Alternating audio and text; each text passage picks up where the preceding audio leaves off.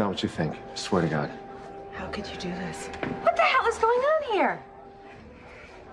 Do you really need to ask?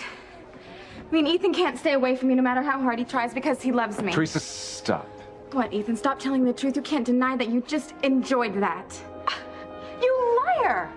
Look, you forced him into this. Look, Ethan is over you, and you can't stand it. So you are so desperate that you are chasing him all around town, waiting to thrust your tongue down his throat at the first opportunity. Did she kiss you or did you kiss her? Gwen, don't even ask. She is a whore and a tramp. And she was lying in wait for him so she could accost him like some spider in a web. Rebecca, come on. I hate spiders. I think they should all be stepped on and grounded. You know what? That's actually a good idea. We all should stop here. Especially considering the fact that you're out on bail for trying to murder me.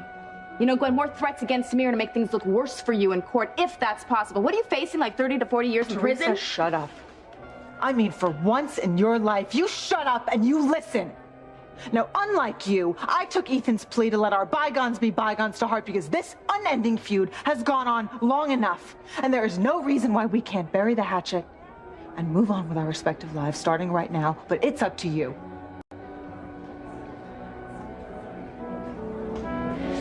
You see Ethan and me kissing, and now you want to become friends. No, sweetheart, no one said anything about becoming friends.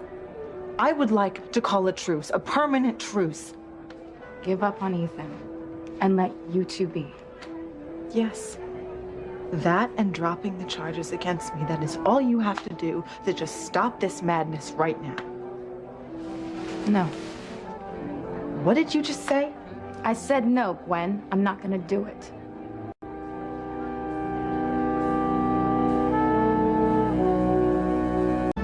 Did you hear what your ex, that floozy, just said?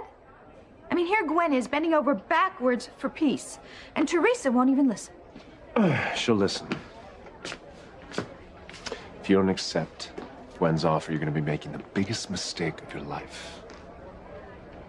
And how is that? Just as I said, I will seek custody of Jane. No, you won't. I know you too well. It is not in you to be that cruel. You know, it's funny, after all this time, how we can still underestimate each other. You see, I didn't know how cruel and heartless you could be either. But I guess if you can do it, I can do it too. You go, Ethan. Listen to me, you know what the sad part about this is I only ever saw the good qualities in you. I never saw this side of you. I only saw how loyal you were and how brave you were and how loving you were. Which is why I'm such a good mother to both of my children. Yes, so I know you're capable of that. But after seeing this side of you, I just don't think I want my daughter raised by someone like you at all. But that's not fair, Ethan. I have been backed into a corner. If you feel like you're in a corner, then you have put yourself in that corner. Gwen has been generous enough to offer you a way out of this. But your resistance to this can only be seen as self-serving and vindictive. Two qualities I don't really want in my baby's mother. You just please stop. I, on the other hand, will make sure that Jane is my first priority. Number one. Make sure that she is safe and protected and happy all the time. Well, I would do that too, Ethan. You can't do that. You won't have the time to do that because you'll be too busy pressing charges against my wife. You won't have time for little Ethan or Jane. Here's the fact, Theresa. The DA does not have a case against Gwen without you. It's all up to you. So here are your choices. You can either choose to fight Gwen tooth and nail your whole life, or you can choose to be a mother to your son and to our daughter.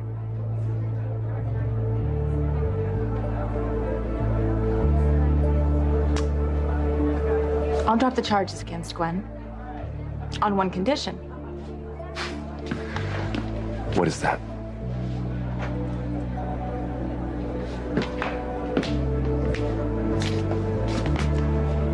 You let Ethan go, Gwen.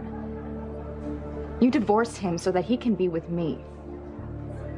The woman he really loves.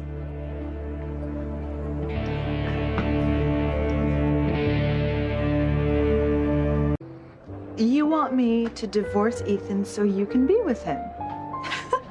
I told you she is pathologically selfish. You heard me, Gwen. You know, for once in my life, I am at a loss for words. Oh, honey, I would love to hear what you have to say about this one. Yeah. What do you have to say? Theresa is living in a fantasy world. Okay, I've made my choice. It's been very clear. I want to stay married to you. I wouldn't let you divorce me. If you wanted to, I would fight you all the way on that.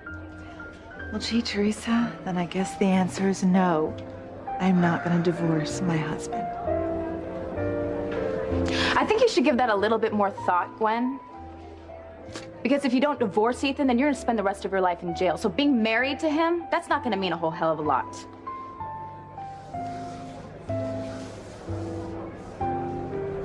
You heard her.